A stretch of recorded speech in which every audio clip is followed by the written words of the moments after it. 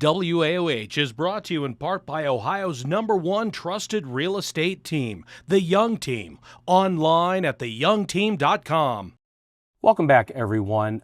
As always here on WAOH, we are interested in serving the community and putting the spotlight on really great people and great things that make Akron a better place.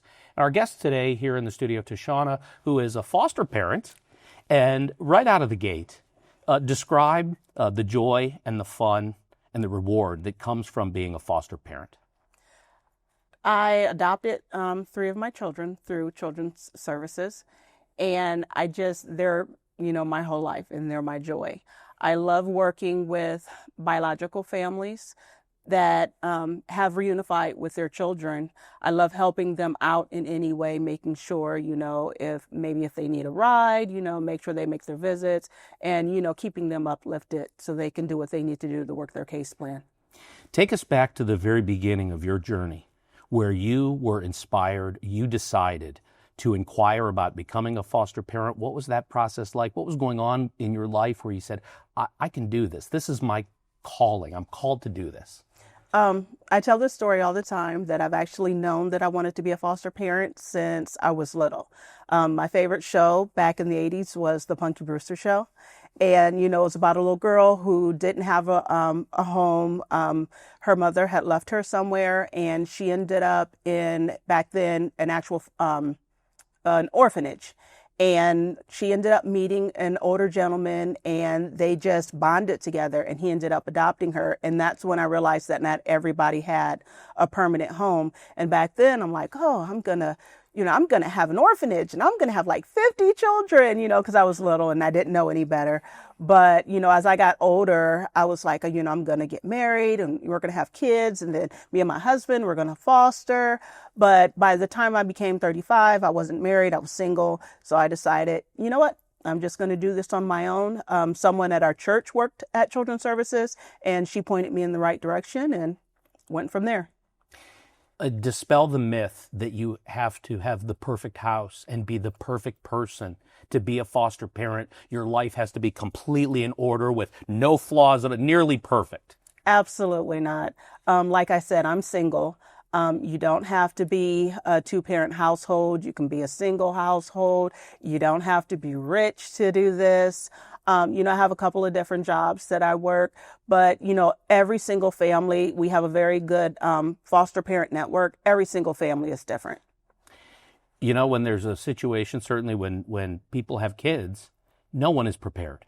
And describe what the training is or the process of signing up and taking classes and becoming a licensed foster parent, and so that we can prepare to be parents, and then we'll talk about the reality. Okay. Things have changed a little bit. I think I've been a foster parent now for 14 years. I know back then there was 39 hours of training. Mm-hmm. So I went 6 hours, 2 days a week, 3 hours, 2 days a week. So 6 hours a week. So in 6 weeks, I got all the training done. And then, you had to have someone come in and do a home study and interview you and everyone in your household, which for me, it was kind of easy because it was just me. So, that took a couple of weeks. And, you do your background check, you do your fire inspection, everything like that. Make sure you're okay physically, you get your physical and everything like that. And then you get your license. What advice do you give to someone that might come to you and say, you've done this, you've lived this, I'm considering fostering? What advice do you give them as far as what they might need to be prepared for, what they might need to be ready for in terms of the training, what characteristics they might need? What advice do you give? I've had a couple people come to me and ask me, and, I always tell them right away, it's always, reunification is always the, first goal. So don't come in thinking, I'm just going to come in, I'm just going to adopt, because, that's not the reality. You're coming in to help these families, try and reunify with their families. As far as characteristics go, like I said, every family is different. You don't have to have any certain personality. You don't have to have, you don't really have to have anything specific, to become a parent. When I became a parent for the first time, the first placement, I had never had a child before. They called me and said, hey, we have infant for you. She's coming right out of NICU. I'm like, oh, great. When can I get her? Well, can you come now? And, I was not prepared, for like a baby. And, I was just thrown into it. So, I didn't have that 9 months to prepare like, most people do when they're, waiting 9 months. So, yes. You stick with it. Yes. And why? I love children. I am glad that I was able to grow my family through fostering to adopt. And I thought once I finished adopting, okay, like right now, I feel that I have 3 beautiful daughters. I feel like my family is complete. I thought I was going to close my home. But I realized that there are still a lot of families that need help. And I just wanted to continue to do it. Do your kids then take on this assignment with you, where it becomes a team effort, family effort, where they are inspired by you? They see you as this role model of what you did for them. And so perhaps you do this together now. So you are taking on additional. Yes. My dad actually made a comment. My dad lives in California, and he actually made a comment that, your children are awesome. No other children would want to, let all these children into their home and share their stuff and do this. And, I had to tell him, I said, yeah, but this is all they've known. They were adopted, they only know this. But recently, we've actually had a couple placements that were with us long term that left. And before then, that had never happened. Usually they come for maybe a couple of days and they leave, so we don't really get attached.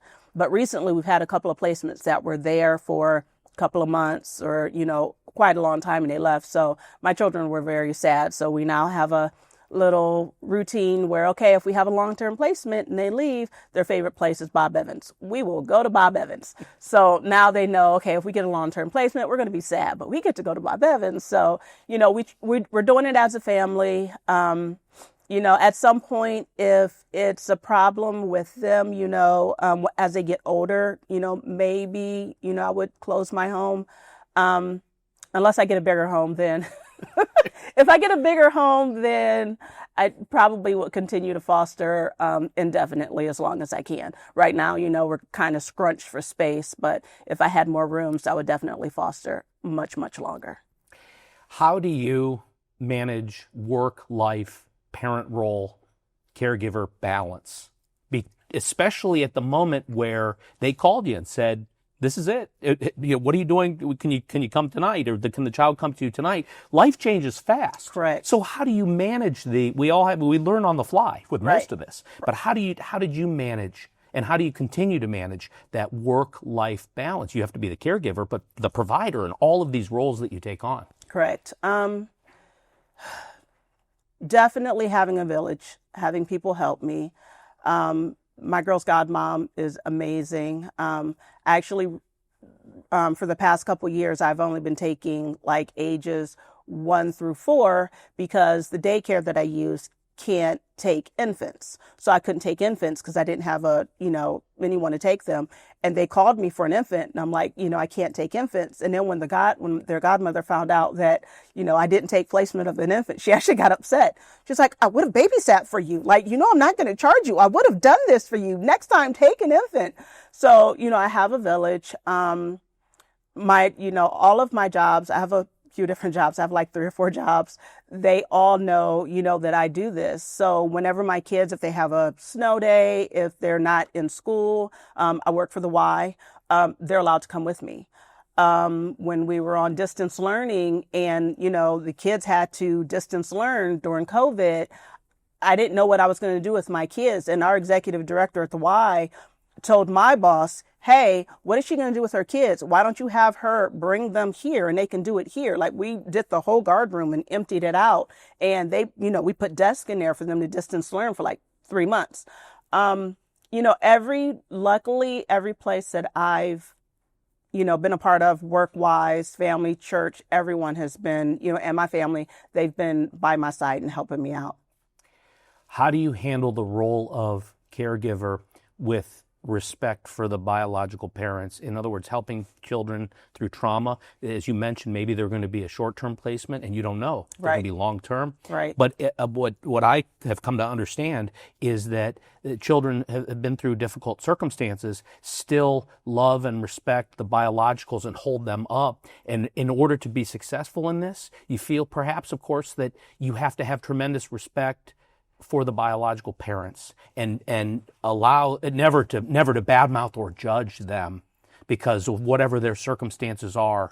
And so how do you do that? How do you help others understand that if you take on the role of foster parents, you have to let the child elevate their biologicals in a way that might seem strange or odd, to something you have to learn quick? Correct. If I'm giving someone advice, I would just tell them like exactly what you said, no matter why they're put in care, no matter what the biological parents weren't able to do or what they might have done, to the children, their children are still going to love them. So you just have to respect that. In my case specifically, I usually only take, children that are 4 and under because with my work schedule, I need to have a child that I can put in daycare. I don't have time to take them to school because I also drive transportation. So, I can't get them to school and do transportation at the same time. But, definitely the first thing that I do when I get a placement, like my last placement that I had, I reached out to her mother and I said, would you mind sending me a picture of yourself? I want to print it and put it on her crib or her toddler bed. So that's what I did. I put it right there. And then every night I would say, that's your mom, mommy loves you. And, and then I'd give her a kiss on her forehead. And then, so, you definitely don't want to cross any boundaries. Because if you keep a very good relationship with the biological family, if something happens and they're not able to get them back and you end up adopting them, sometimes you might still be able to keep that connection throughout their lives, which is what I've done with all of my children. What would you say to wrap up this interview for anyone watching that's heard a bit of your story? And we could probably talk for hours. There's no way to cover all of this in a 5-minute interview. But what would you say to wrap up to somebody that's thinking about looking into fostering? What would you say to them to maybe inspire them or to encourage or maybe even share some of the realities and challenges? I would never tell anyone not to do it. Like I said, I absolutely love doing this. There are challenges. There's training. There's, depending on your age group that you're doing, especially if you're doing teenagers, they might be a handful. I think every parent, every person probably knows what their strengths and weaknesses are. This is something that you can go into and say, I think I will work really well with teenagers, or, I think I would do better with like toddlers or whatever. So it's not like you're going into this and, they're going to call you and say, okay, anywhere between age 0 to age 18, you get to kind of choose what, best fits your family, especially if you already have children. I would just definitely encourage anyone who's looking into it to, ask more questions and go ahead and start the training process. No one can teach parenting like a child. Yes. Exactly. Thank you for all you're doing. And thank you for taking the time to come on and share a little bit of your story with our audience. Thanks for having me. Yeah. And thank you for watching again. If you would like to look into the idea of being a foster parent, certainly there is a need here in Akron, in Summit County. And one of the reasons, of course, we bring these stories to you is so that maybe we would encourage somebody in our audience to take a look at becoming a foster parent. Thank you for watching, and we'll see you on the next one.